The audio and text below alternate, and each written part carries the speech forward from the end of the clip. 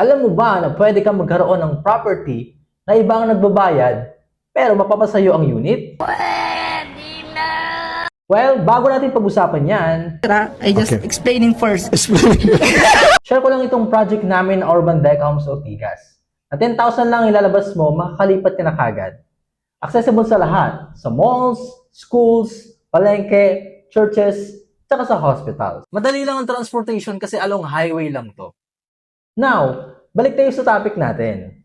Paano nga ba magkaroon ng property na iba ang nagbabayad pero mapapasayo? Look and listen and learn. Our project is ready for occupancy na. Kaya upon turnover, pwede mo na kaagad parentahan or gawing bed space. Kapag bed space, mag-generate ka na ng income doon.